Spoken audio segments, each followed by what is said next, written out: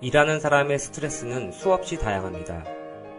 과로, 직장 내 괴롭힘, 성차별, 공정하지 않은 조직체계, 고용의 불안정성 등 직무 스트레스의 요소가 여러 이름을 가지게 된 이유는 그것을 조정하기 위한 여러 가지 노력이 필요하기 때문입니다.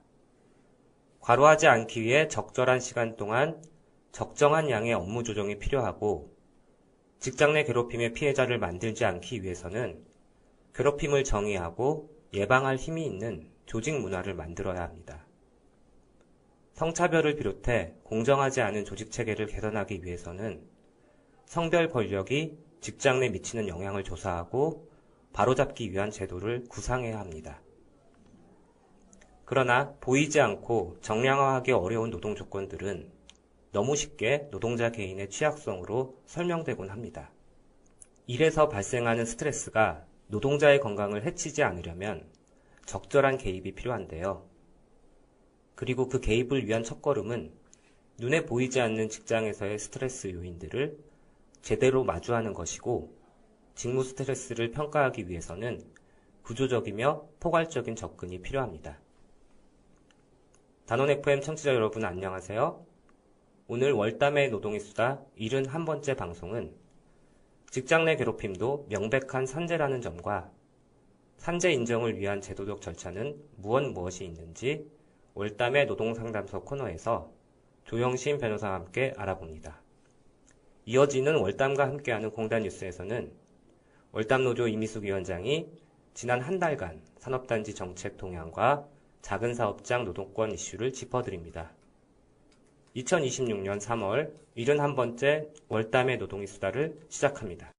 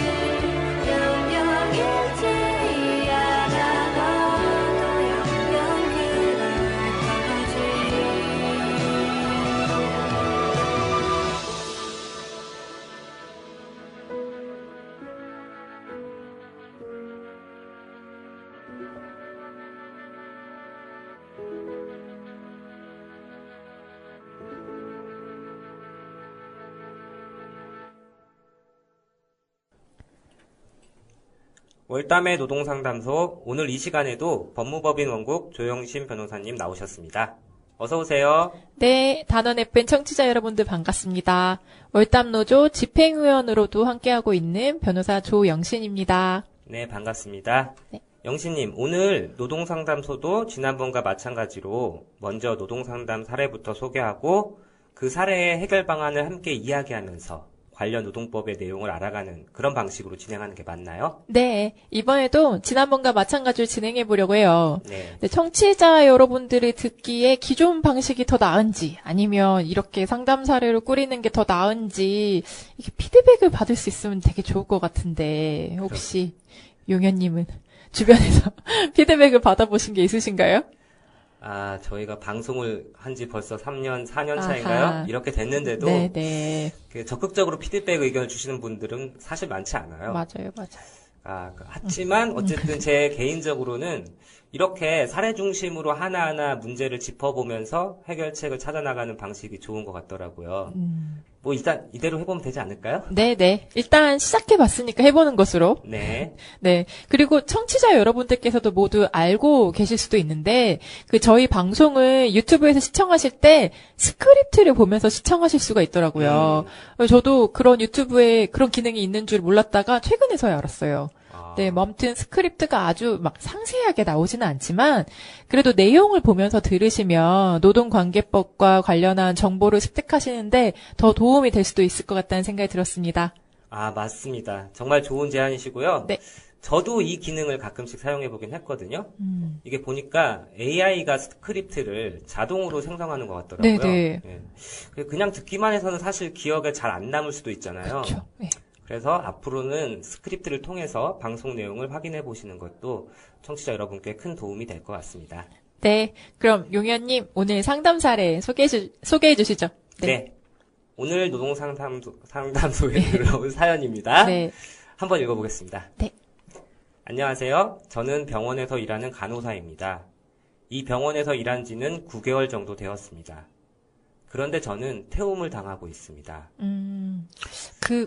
사례를 읽으신 중간이지만, 태움에 대해서 잠시 청취자 여러분들을 위해서 설명을 좀 드리자면, 태움은 보통 병원과 같은 의료기관에서 근무하는 간호사분들 사이에서 직급 등의 서열에 따라 나타나는 악습이나 폐습 같은 것들을 말해요. 소위 똥군기라고 말하는 거 있잖아요. 네. 갈굼, 이런 것들을 말해요. 근데 간호사 사회에선 태움이라는 은어로 부르는데 이게 자기 아래 간호사의 영혼이 그러니까 제가 될 때까지 그렇게 태운다는 의미라고 합니다. 무섭죠? 네. 사실 되게 끔찍한 표현이잖아요. 네. 근데 얼마나 그런 사례가 많았으면 태움이라는 그 용어가 이제는 일반인들까지 모두 아는 그런 표현이 되었나 싶네요. 네. 계속 사례를 소개해 드리겠습니다. 네. 아무래도 저는 신입 간호사인데 다른 간호사들보다 나이도 많습니다. 그래서 더 타겟이 되었을지도 모르겠습니다. 태움은 일상적이었습니다. 화장실 가는 것도, 업무를 보는 것도, 일하다가 중간에 물을 마실 때도, 밥 먹으러 갈 때도 괴롭힘이 있었습니다. 병원 행정직원과 가족관계에 있었던 다른 간호사들의 괴롭힘 양상은 시간이 지날수록 더 심각해졌습니다. 모욕적인 언사, 반말, 험담, 무시, 비하, 폭언은 예사였습니다. 신체적인 위협에 이르는 괴롭힘까지 있었습니다. 그러다가 하루는 선배 간호사들이 의료법 위반 행위를 하는 상황을 목격하게 되었습니다. 환자의 인권이 무참히 짓밟히는 현장을 보게 된 건데요. 고민 중에 경찰에 신고를 했습니다. 조용히 말로 해서는 시정되지 않을 게 뻔했으니까요. 경찰이라도 출동해야 의료법 위반 행위가 중단될 수 있을 거라고 생각해서 그렇게 했습니다. 다행히 경찰이 출동하면서 문제 행위는 시정되었습니다. 그런데 더 노골적인 괴롭힘이 시작되었습니다. 이 즈음부터는 불안감이 증폭되고 심장이 너무나도 빨리 뛰는 날들이 많았고 수면제 없이 쉽게 잠에 들지 못했으며 우울감이 증폭되는 증상을 겪게 되었습니다. 처음에는 저연차의 간호사가 태움을 당하는 게 당연하니 스스로 잘 견디면 된다고 생각했습니다. 그런데 이렇게 참다가는 도저히 안 되겠다는 생각이 들었고 병원장에게 장문의 메시지를 보냈습니다. 그간 당해온 괴롭힘 내용을 알리고 휴가를 사용하고 싶다고 메시지를 보냈는데요. 원장은 얼굴 보고 이야기하겠다. 휴가 다녀와서 찾아오라고 하였습니다. 주말 끼고 사흘 정도 쉰 후 병원에 돌아갔는데 부서가 변경되어 있었습니다. 원래는 간호사로서 간호 업무를 보았는데 내원 환자 접수를 보라고 하더라고요. 그렇게 부서 이동이 되었다고 하니 하는 수 없이 병원 1층 접수 데스크로 갔고 제 자리가 어딘지 물어보았습니다. 그런데 데스크 옆에 간이 의자를 두고 앉아 있으라고 했습니다. 바로 뒤가 진료실 입구라서 환자들이 들락날락 할 때면 의자에서 일어나 자리를 비켜주고 다시 앉아야 하는 자리였습니다. 컴퓨터도 전화기도 배정해주지 않고 그저 간이 의자에 앉아 있으라고만 했습니다. 너무 괴로워서 항의를 했더니 대기 발령이라고 했고 징계위원회를 열더니 정직 3개월의 징계를 결정했습니다. 징계 사유는 허위 경력 기재 및 누락 및 위의료법 위반 신고에 대한 내용이었습니다. 입사할 때 다른 병원에서 일했던 경력을 누락했다는 것과 공식적인 업무 시간에 의료법 위반 신고를 하는 등 사적인 업무를 했다는 이유였습니다. 특히 경력 누락의 경우 병원에 입사했다가 건강상 이유로 1개월 만에 그만두었던 터라 경력으로 인정되기 어려울 것 같아 기재하지 않았을 뿐이었는데도요. 저는 이제 어떻게 대응을 해야 하나요? 이거 긴 사연 읽느라 네, 고생 많으셨습니다. 참 어렵고 힘든 이야기였던 것 같아요. 네, 태움의 정도가 진짜 심각하네요. 이제 사례 주인공께서는 정말 힘든 시간을 보내셨을 것 같아요. 네. 그렇죠. 네. 오늘 저희가 함께 알아볼 사례에서도 정말 많은 쟁점들이 있어 보이거든요. 네. 일단 제가 제일 궁금한 점은 이 사례의 주인공께서 태움, 그러니까 아까 말씀하신 것처럼 직장 내 괴롭힘이라는 걸 겪으면서 정신적인 고통을 호소하신 거잖아요. 네. 그러면 이것도 산업재해로 인정받을 수 있는지 그게 제일 궁금하거든요. 예, 그럼요. 당연히 인정받을 수 있습니다. 먼저 정신건강의학과 전문의를 통해서 명확한 진단을 받고 직장 내 괴롭힘으로 인해서 이런 우울증과 같은 정신적인 피해를 입었다는 점을 입증할 수 있는 증거들을 확보해서 근로복지공단에 산재 신청을 하시면 됩니다. 네. 그러니까 내가 일을 하다가 산재를 입었는데도 이게 산재가 맞는지 본인 스스로 증거까지 확보해서 제출을 해야 된다는 거죠? 예. 아쉽게도 직장 내 괴롭힘과 정신적 피해와의 인과관계를 입증하는 건 이제 노동자의 몫이거든요. 그래서 증거를 확보하는 게 필수입니다. 거창한 건 아니고요. 이제 카카오톡 대화, 괴롭힘에 대한 그런 카카오톡 대화나 녹음해 놓은 게 있으면 그 녹취 파일, 그리고 동료 노동자들의 진술서, 이런 괴롭힘에 대한 증거들이 있으면 됩니다. 매일매일 내가 힘들었던 일들을 일기로 작성하는 것도 도움이 될 수 있습니다. 그렇군요. 산재보험이 사실 우리나라에서 가장 먼저 만들어진 사회보장보험 제도라고 하는데요. 네. 벌써 시행된 지도 60년이 넘었다고 하더라고요. 그러니까 그동안 산재보험 수혜 대상이나 범위가 꾸준히 확대되는 방향으로 개정됐다고는 하는데 이렇게 피해 당사자인 재해자가 직접 피해 사실을 입증해야 한다는 점은 앞으로 반드시 고쳐져야 할 문제가 아닌가 싶습니다. 네. 그럼 이제 근로복지공단에 산재 신청을 한 후에는 어떤 절차가 진행되는 건가요? 네. 이제 근로복지공단 내에서 조사가 진행이 될 겁니다. 네. 질병명, 임상심리검사 결과, 사업장 상황, 업무상의 스트레스의 정도, 그리고 개인의 병력 같은 그런 다양한 항목에 대해서 심층적인 조사가 이뤄집니다. 그리고 업무상 질병판정위원회라는 위원회가 열려서 정신질환이 업무, 즉 직장 내 괴롭힘으로 인해서 발생했는지를 판단하게 되고요. 네. 이러한 과정을 통해서 산재 승인 결정을 내리게 됩니다. 네. 그런데 산재 승인이 된다고 하더라도 네. 따로 입원을 하지 않는다면 별 소용이 없는 거 아닌가요? 그러니까 이번에 사례자 경우를 보면 네. 직장 내 괴롭힘으로 발병한 우울증 등 질병이 산재라는 걸 인정받아야 하는 거잖아요. 네네. 그런데 입원을 하셔야 하는 상황은 아니고 통원 치료만으로도 진료가 가능한 상황이신 걸로 저는 보이거든요. 네네. 그러면 진료비만 지원받고 끝나는 거 아닌가요? 꼭 그렇지 않아요. 그러니까 산재 승인은 단순히 치료비, 진료비 지급 이상의 의미가 있기 때문인데요. 일단 산재 승인을 근거로 병가나 휴직 신청도 가능하고요. 어, 그리고 뭐 회사에서 휴직을 거부하거나 뭐 무단 결근으로 간주해서 징계 해고 같은 걸 하려고 할 경우에는 네. 산재 승인 결과 가장 강력한 방어 수단이 됩니다. 그러니까 근로기준법에 따르면요. 산재 요양 기간 중에는 절대로 해고를 할 수가 없거든요. 그러니까 꼭 산재 신청을 하셔서 승인을 받으셔야 됩니다. 아, 그러니까 이제 영신님 말씀은 이게 단순히 치료비를 보전받는 것뿐만이 아니라 일하다가 아프거나 다친 내가 충분히 회복할 수 있는 시간을 가질 수 있는 근거가 되기도 하는 거고 네. 징계나 해고로부터 나를 방어해줄 그런 보호막이 되기도 하는 거라는 말씀이시군요. 네네. 사실 누구나 일하면서 다치거나 병들 수 있는 거잖아요. 그렇죠. 그럴 때 재해자의 신속한 보상과 회복, 그리고 나아가서는 순조롭게 직장으로 복귀할 수 있도록 돕는 법제도가 바로 산재보상보험법이고요. 네, 맞아요. 용현님 말씀처럼 산업재해보상보험법 제1장, 제1조, 이 법의 목적에도 법이 만들어진 취지가 그렇게 써 있거든요. 네. 내용이 보면은 이 법은 산업재해보상보험 사업을 시행하여 근로자의 업무상 재해를 신속하고 공정하게 보상하며 재해근로자의 재활 및 사회복귀를 촉진하기 위하여 이에 필요한 보험시설을 설치 운영하고 재해 예방과 그 밖의 근로자의 복지 증진을 위한 사업을 시행하여 근로자 보호에 이바지하는 것을 목적으로 한다. 아유, 길죠. 한 문장인데. 이렇게 그러네요. 지금 규정이 되어 있거든요. 네. 네. 그러니까 말씀하신 것처럼 산재보험법의 제정 취지가 그렇다고 하지만 네. 뭐 여전히 플랫폼이라든지 특수고용 노동자를 비롯해서 사실 점점 다양해지고 복잡한 고용 형태로 일하는 많은 노동자들이 산재보험 사각지대에 놓여 있잖아요. 네.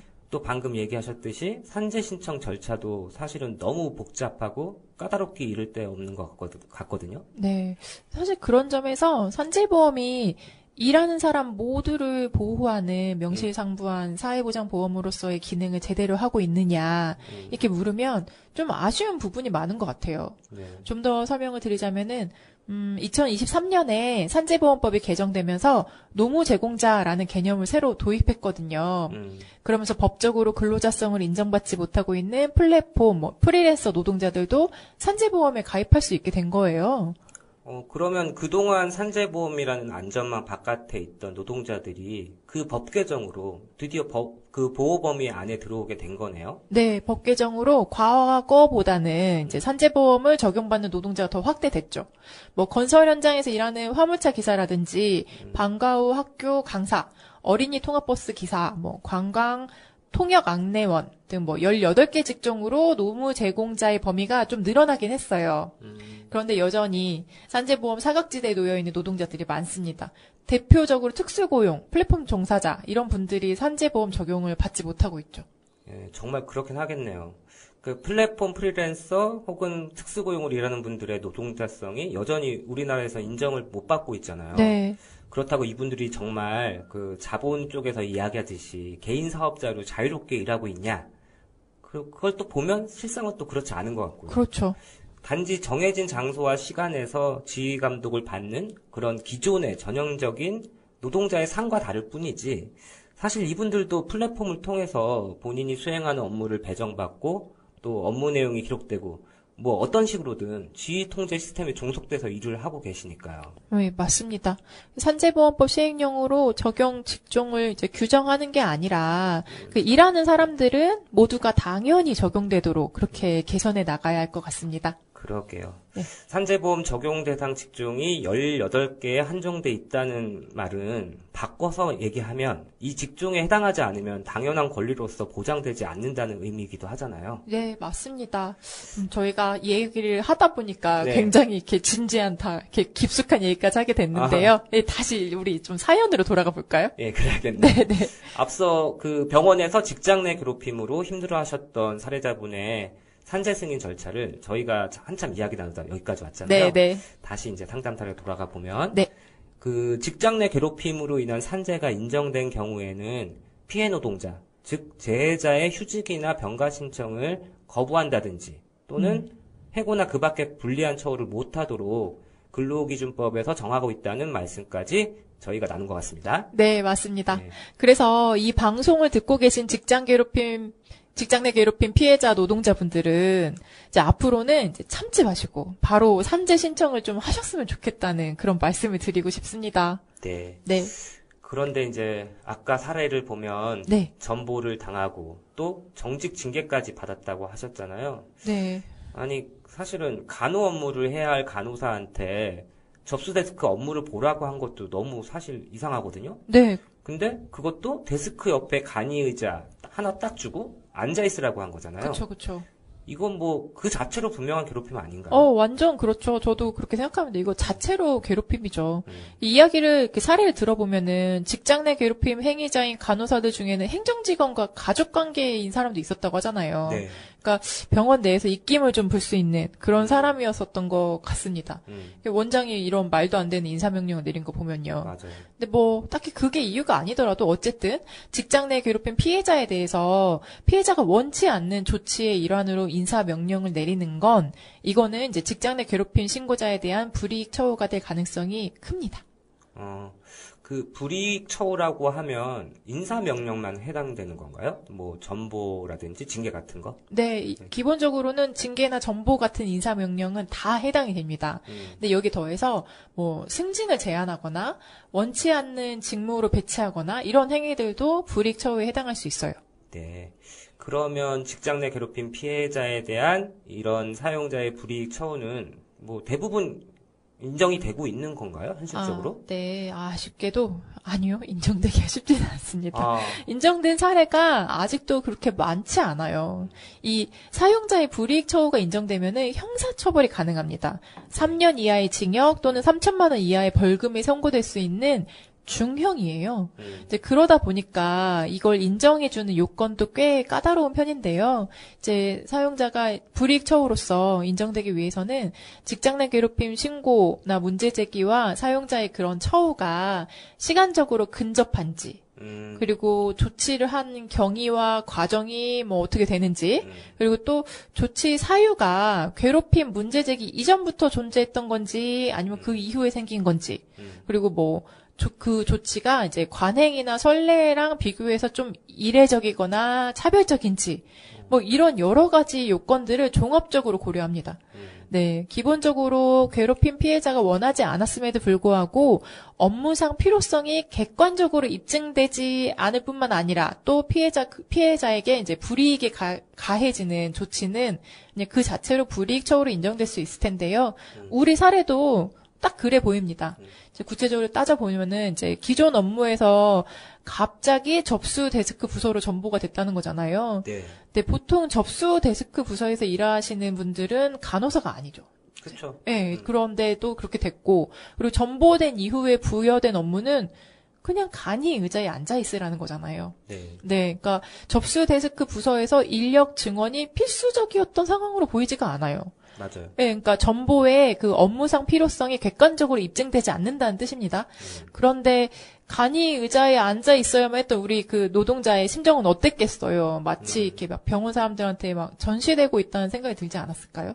그러게요. 네, 다른 병원 동료들이 저 사람 왜 저기 앉아있지? 하면서 한마디씩 했을 것 같고, 그런 모습에 또 이제 우리 사례의 노동자께서는 더욱 정신적 피해를 심각하게 받으셨겠죠. 네. 그러니까 이 말은 불이익이 가해진 거죠. 그러니까 전보는 당연히 괴롭힘 피해자에 대한 불이익 처우가 될 수 있을 것 같습니다.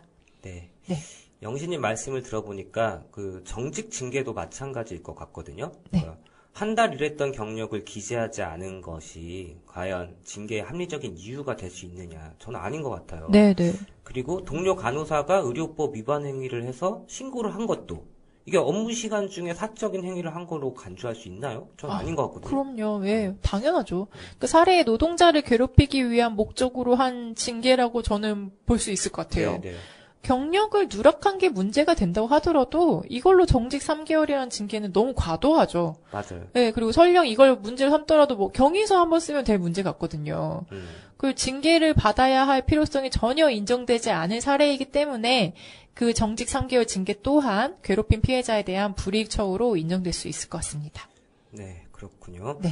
그 부당한 징계라고 해도 일단은 징계가 내려진 상태잖아요. 네네. 그러면 이게 우리가 살펴본 사례의 그 노동자분은 앞으로 어떤 대응을 할 수 있을까요? 네, 첫 번째로는 노동위원회에 부당 징계 구제 신청을 할 수 있을 것 같아요. 노동위원회로부터 부당한 징계라는 점이 인정되면은 바로 복직을 할 수 있을 거고, 네. 이제 보통 정직 징계를 받으면 그 기간 중에는 임금이 안 나오는데 임금도 받으실 수 있을 거예요.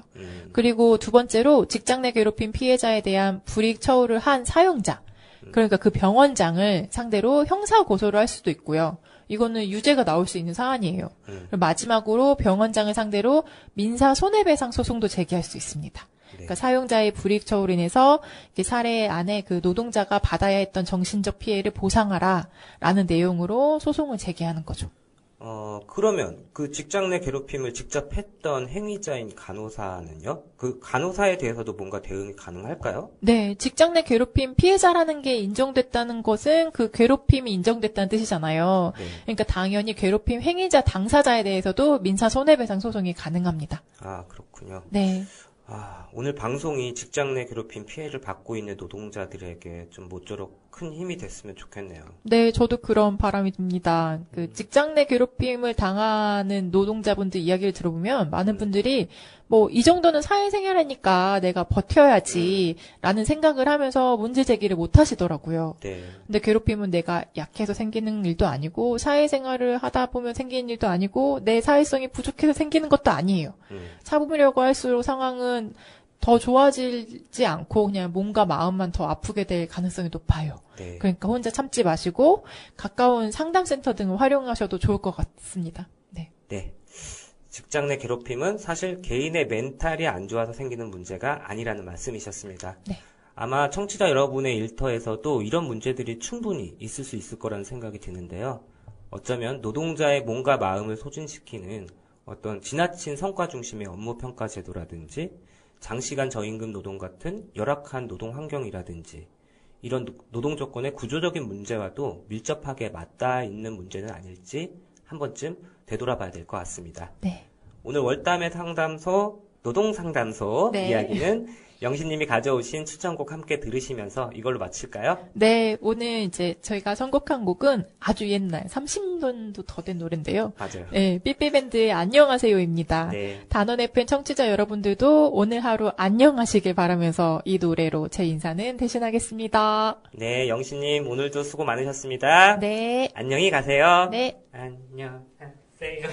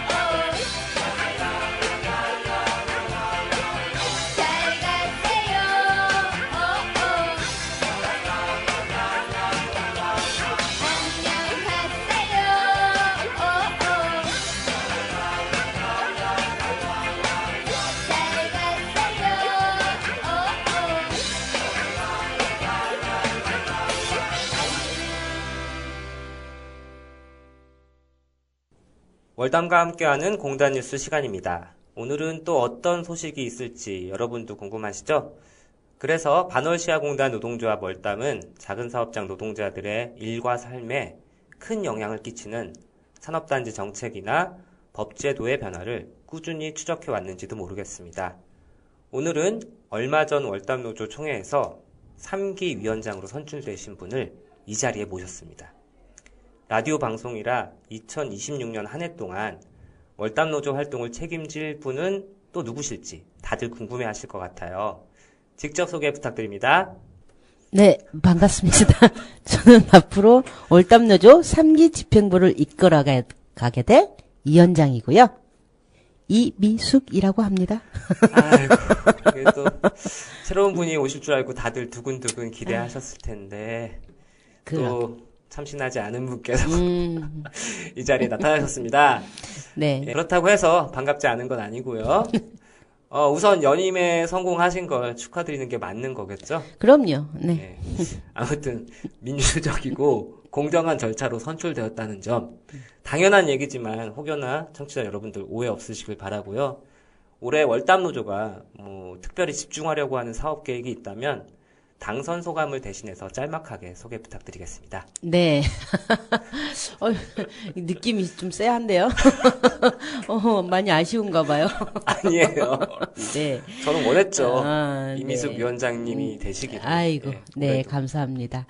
네, 올 한 해 월담은, 늘 그래왔던 것처럼 작은 사업장 노동자의 목소리를 듣고 그 목소리를 더 많은 공간에 알려낼 수 있도록 노력하려고 합니다. 네, 그것을 통해서 작은 사업장 노동자들에 대한 정부 정책이 제대로 돌아갈 수 있도록 요구해 낼 생각입니다. 그리고 특히, 반월공단에는 아주 많은 이주 노동자들이 있잖아요. 그렇죠. 네. 그분들을 위한 다양한 활동을 펼쳐낼 생각인데, 자세한 이야기는 사업이 구체화되면 다음 이 시간쯤에는 세세하게 소개해 드릴 수 있을 것 같습니다. 하나만 살짝 이야기를 하자면요. 네. 이주 노동자를 위한 무료 진료소를 생각하고 있는데요. 의료 혜택에서 소외되어 있는 그 이주 노동자분들이 참 많아요. 그분들을 찾아서 상담을 해 드릴 생각입니다. 많은 관심 부탁드려요. 네, 청취자 여러분들도 많은 관심과 응원을 부탁드립니다. 네. 그러면 월담과 함께하는 공단 뉴스 바로 시작해 볼까요? 네. 먼저 소식이 앞서서 예. 용현님은 안산시 하면 무엇이 먼저 떠오르세요? 저는 당연히 이제 국가산업단지라고 그게 먼저 떠오르고 아까 말씀하신 것처럼 반월공단 그리고 여기서 일하고 계시는 수많은 작은 사업장 노동자들이 먼저 떠오릅니다. 아, 그래요. 맞아요. 저도 그렇거든요. 예.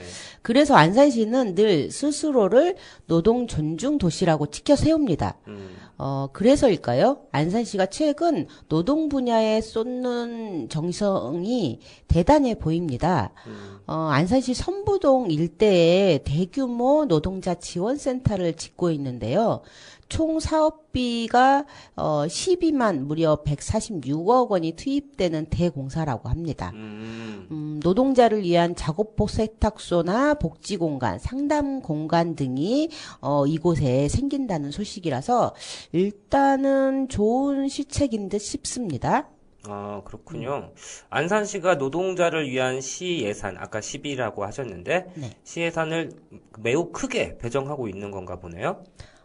그런데 자세히 들여다보면 그렇지는 못한 것 같습니다.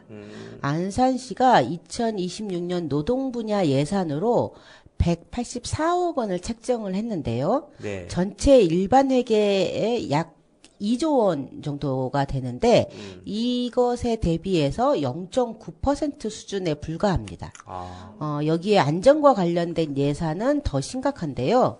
안산시가 산재를 직접 예방하고 안전을 관리하는 데 배정된 예산이 단돈 2억 5,400만 원이라고 합니다. 물론 고용노동부 등이 주요 역할을 한다고 해도 지자체가 직접 수행하는 책임 있는 부분이 있을 거지 않습니까? 네. 이런 거에 비하면 예산이 적어도 너무나 적습니다. 아, 저는 아까 그래서 146억 원이 투입되는 대공사라고, 그러니까 미수님께서 말씀하셔가지고, 네, 네. 저희가 사실은 원래 이제 돈 계산에 밟지도 않은 네, 데다가 네, 네, 네. 너무 어마어마하게 큰 액수의 금액이다 보니까 이게 되게 큰 돈인 줄 알았거든요. 네. 근데 말씀하신 것처럼 전체 일반 회계에서 안산시 노동 예산이 차지하는 비중이 0.9%면은, 그러니까 1%도 안 되는 거잖아요. 그렇다고 하면 이거 노동 존중 예산이라고 할 수 있나요? 그러게 말입니다. 그런 쥐꼬리만한 예산마저도 70% 이상이 방금 말씀드린 대로 시설 건립과 공간 운영비에 쏠렸습니다. 네. 반면 노동자의 생명과 직결되는 안전관리와 산재 예방 예산 비중은 4% 안팎에 그친다는 겁니다. 게다가 노동자의 목숨값이라고 할 수 있는 산재 예방 사업비는 작년보다 30%나 삭감됐습니다. 아니, 그 예산이 깎였다는 거는 사업의 규모 자체를 줄였다는 뜻이잖아요. 네. 뭐 그렇다고 해서 현장의 위험이 30% 이상 뭐 줄어들기라도 한 걸까요? 전혀 아니죠. 네. 현장은 오히려 더 열악해지고 있습니다. 현장 점검을 나가는 그 노동안전 지킴이 제도라는 게 있어요. 네. 이분들의 이제 그 운영비는 몇 년째 제자리 걸음을 걷고 있습니다.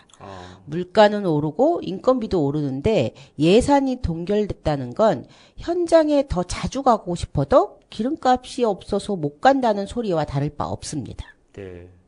아마도 이 얘기를 듣고 있는 시에서는 이렇게 반박할 것 같아요. 아, 우리 지금 센터가 완공되면 거기서 교육도 하고 상담도 할 거니까 이게 다 결국에는 노동자를 위한 것 아니겠냐. 뭐 이렇게 얘기하지 않을까요? 그렇죠. 맞는 말씀이신 것 같아요. 네. 하지만 노동자들에게 지금 당장 절실한 건 몇 개월 뒤 또는 몇 년 뒤 완공될 화려한 건물보다는 오늘 내가 올라간 비계가 무너지지는 않을지, 내 손가락이 기계에 끼이지는 않을지 감시해줄 상시 감독 체계와 현장 점검 인력입니다. 현장의 촘촘한 안전망이 결국 사람을 지키는 거죠. 네. 지금 안산시의 행정은 배고파 죽겠는 사람에게 나중에 근사한 식당 건물 지어줄 테니까 기다려라 라고 말하는 꼴입니다. 네, 맞습니다. 그 대외적 메시지는 안전을 외치지만 그 재정의 흐름은 사실상 치적을 향해서만 가고 있다는 그런 말씀이시군요. 네, 맞습니다.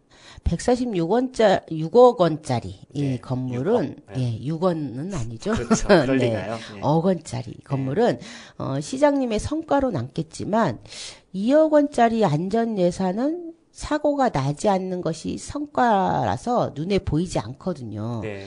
행정의 본질은 눈에 보이지 않는 곳에서 시민의 생명을 지키는 데 있어야 합니다. 맞습니다. 전체 노동 예산 중에 안전 비중이 고작 4% 내외. 이 숫자가 말해주는 건 분명해 보입니다. 노동 존중이라는 구호가 무색한 안산시의 현실. 정말 뼈아프게 다가오네요.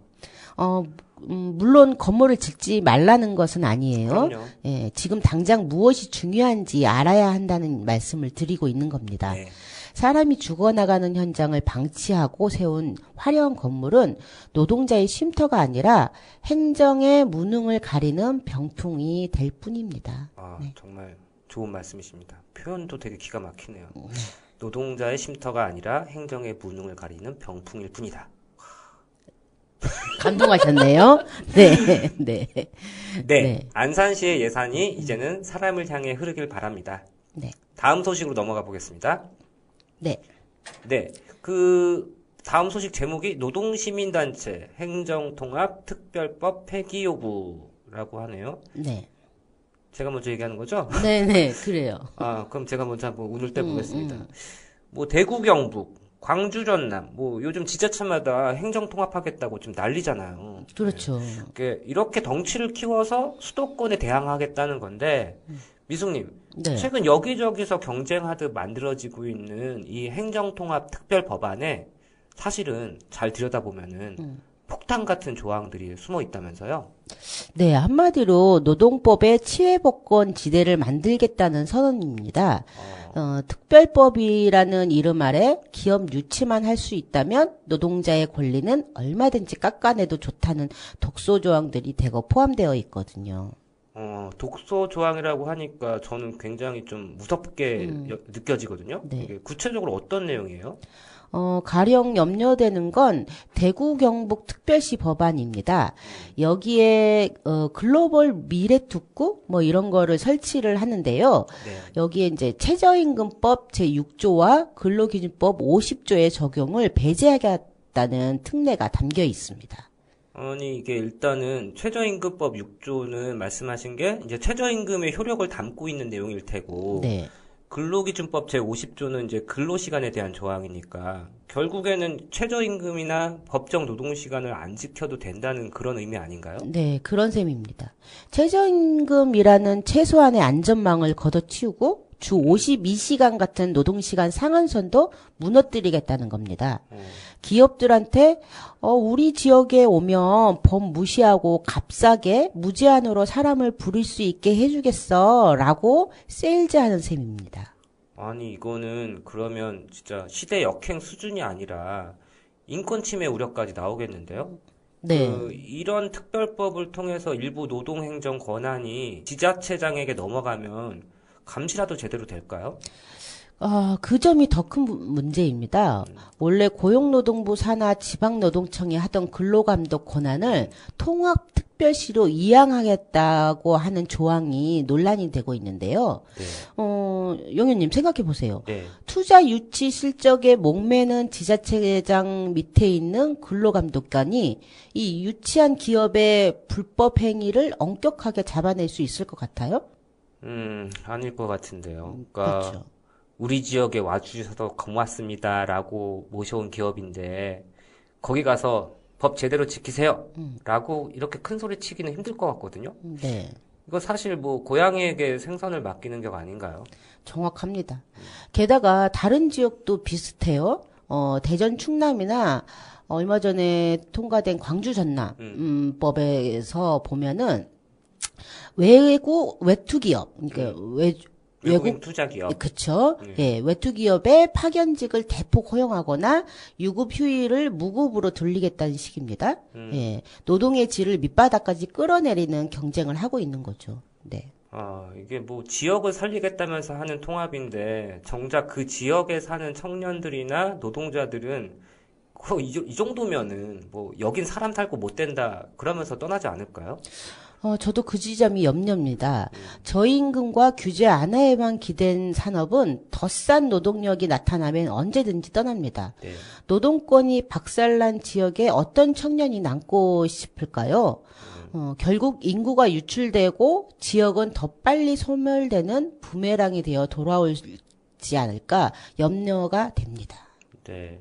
지역 발전이라는 그 장밋빛 환상 뒤에 노동자의 희생을 담보로 한 자본 특혜가 도사리고 있었군요.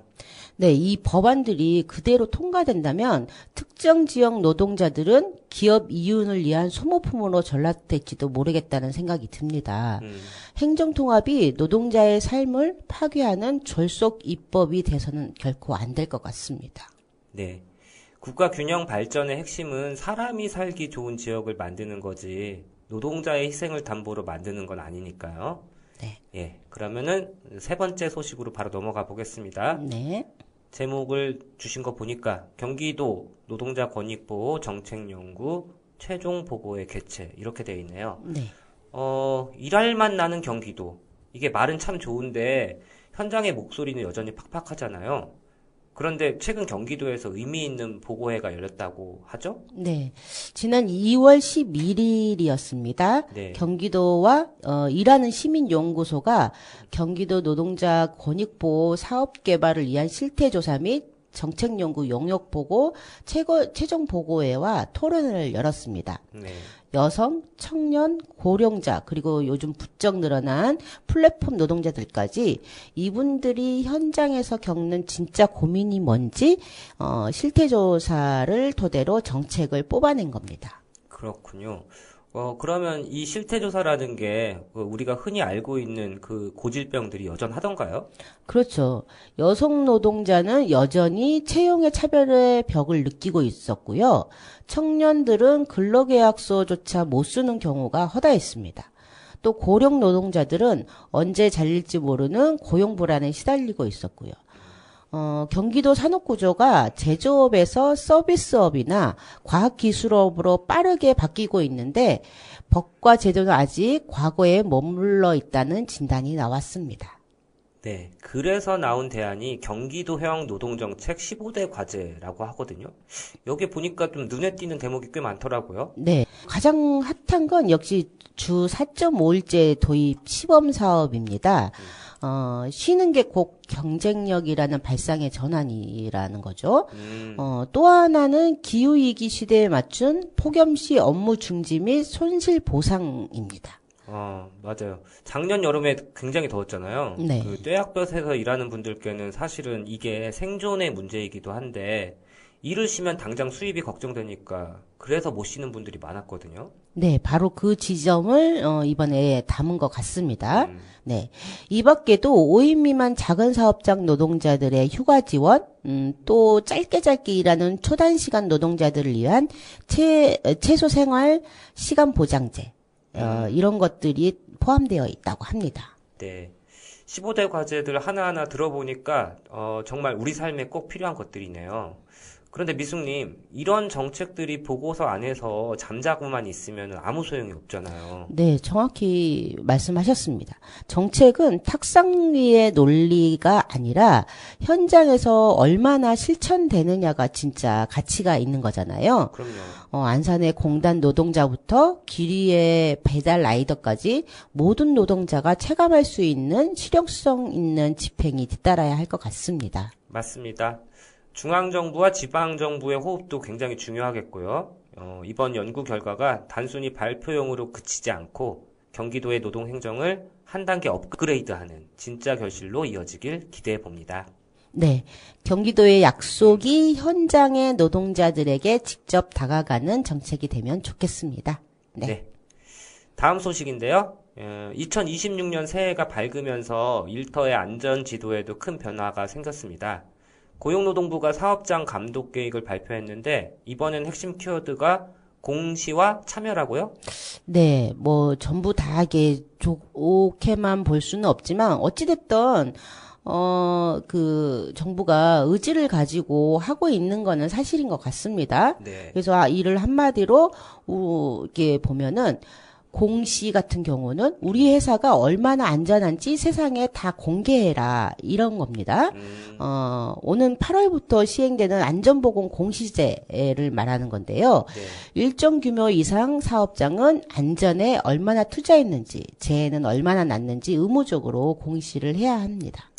그러니까 이게 일종의 안전 성적표를 공개하는 셈이네요. 네. 현장의 노동자들도 그러면 이 과정에 참여할 수 있을까요? 그게 이번 개정의 또 다른 기둥입니다. 바로 위험성 평가 개선인데요. 예전에는 사측에서 서류상만으로 우리 현장은 안전합니다라고 하면 끝나는 경우가 많았었거든요. 네. 그래서 노동자 대표의 참여를 법적으로 보장을 하면서 이런 문제들을 좀 보강하는 정책을 내놓은 것 같습니다. 진짜 위험한 게 뭔지 아는 건 바로 현장의 노동자들인 거잖아요. 그럼요. 그래서 그 목소리를 반영해야 된다는 요구는 노동계에서 지속적으로 요구해왔던 내용입니다. 예, 특히 이번엔 경기도를 포함해서 8개 지자체와 협력해서 그동안 행정력이 잘 닿지 않았던 농축산업이라든지 초소형 건설 현장까지 안전망을 넓히겠다고 하던데 이것도 좀 실효성이 있을까요? 글쎄요. 방향은 일단은 뭐 잘 잡은 것 같기는 해요. 제가 네. 전문가는 아니라서 뭐 깊이 있는 분석은 못하겠지만 어찌됐든 방향은 잘 잡은 것 같아요. 네. 산재라든지 임금체불, 청년 일자리 문제를 지자체와 손잡고 풀겠다는 건데 사실 그동안 소규모 사업장은 위험의 사각지대였잖아요. 그럼요. 예, 중앙정부와 지방정부가 힘을 합쳐서 꼼꼼하게 근무를 짜겠다. 그건 뭐 일단은 환영할 만한 일이죠. 맞습니다. 그런데도 사실은 좀 걱정되는 부분도 있는 것 같아요. 법이 바뀌고 제도가 도입되더라도 현장에서는 또 써야 하는 서류만 들은 거 아니야? 라고 이렇게 좀 형식적으로 흐를 위험성도 있잖아요. 네, 정확한 우려입니다.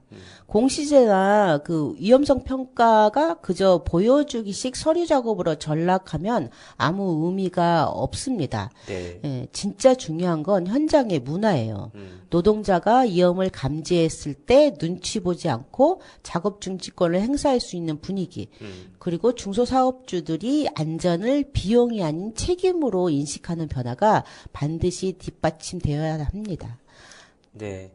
결국에는 그 감독관 몇 명 늘리고 과태료 부과하는 이런 사후 약방문보다는 사고가 나기 전에 멈출 수 있는 그런 예방 구조가 중요하다는 말씀이시군요. 그렇죠. 정부가 공언하는 격차 없는 안전한 일터는 숫자로 증명하는 게 아니라 오늘 저녁 모든 노동자가 무사히 집으로 돌아가는 뒷모습으로 증명되는 겁니다. 네. 정부도 현장과 끊임없이 소통하며 제도가 겉돌지 않게 계속 점검해야 될 것 같습니다. 네. 안전은 공시하는 것이 아니라 실천하는 것이라는 그 말씀 저도 깊이 와닿고요.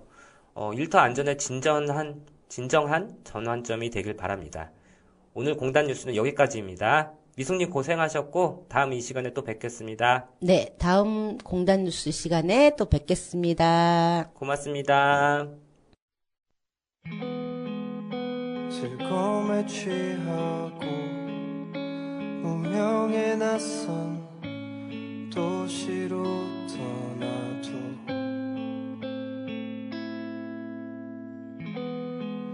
나를 닮은 사람과 내 불안한 미래 그 사이쯤 잠을 자고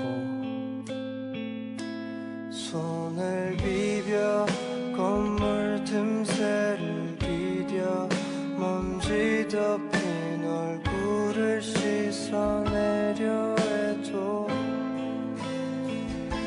무릎 끝에 던져진 많은 사람 병과일 어디쯤에 서로를 보고 있어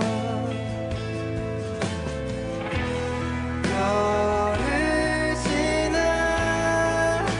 Have a good ride bon voyage 다른 시간에 만나게 될 거야 닿지 않더라도 나란히 우린 걷고 있어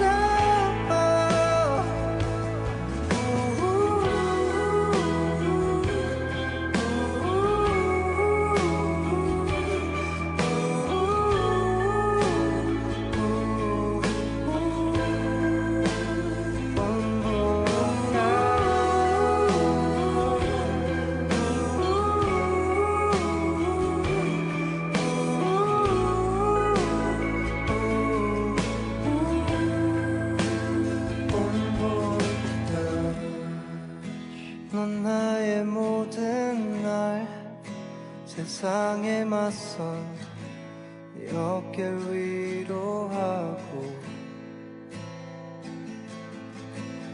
빛은 어둠을 달래거두니까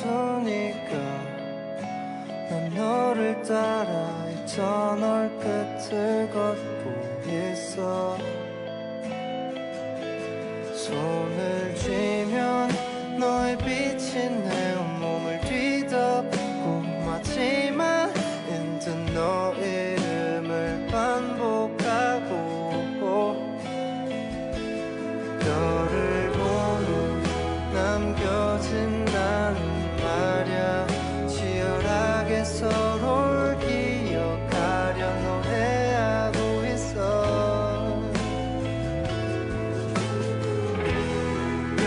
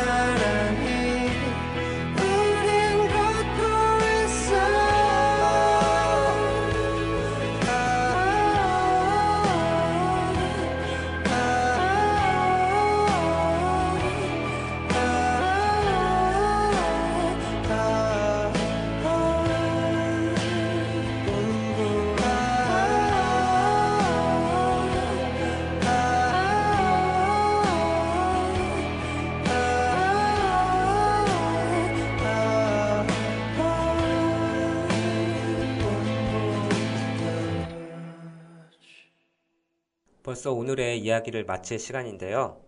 오늘 월담의 노동상담소 코너에서 다룬 직장 내 괴롭힘 피해 사례는 작은 사업장에서 일하는 노동자에게도 얼마든지 벌어질 수 있는 문제입니다. 어쩌면 작은 사업장이기 때문에 2차 피해를 막기 위한 괴롭힘 가해자와 피해자의 공간 분리도 물리적으로 어려운 상황도 생길 수 있겠고요. 적은 인원으로 많은 양의 일감을 처리해야 하는 사업장의 구조적인 문제 때문에 직장 내 괴롭힘을 재개하기조차 쉽지 않은 여건에 놓여 있는 경우도 흔합니다. 하지만 작은 사업장이라고 해서 직장 내 괴롭힘 같은 문제가 일어나도 어쩔 수 없다거나 용인해도 된다는 이야기는 아닙니다.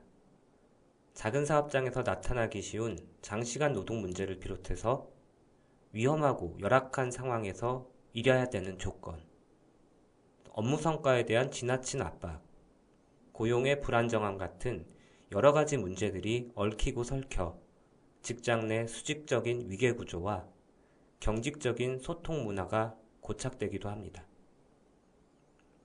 노동자 정신건강 문제를 다루는 데 있어 한 노동자 개인의 취약성으로 납작하게 원인을 진단하지 않으려면 이런 구조적이고 포괄적인 접근 방식이 무엇보다 필요할 것 같습니다. 그래야만 직장 내 괴롭힘 피해자가 가시적으로 드러날 때에야 비로소 문제가 뭔지를 찾는, 실은 너무 뒤늦게 문제에 뛰어드는 방식에서 벗어나 이러한 문제가 반복되지 않게 어떠한 예방 대책을 세울지에 대해서도 다 같이 이야기할 수 있기 때문입니다.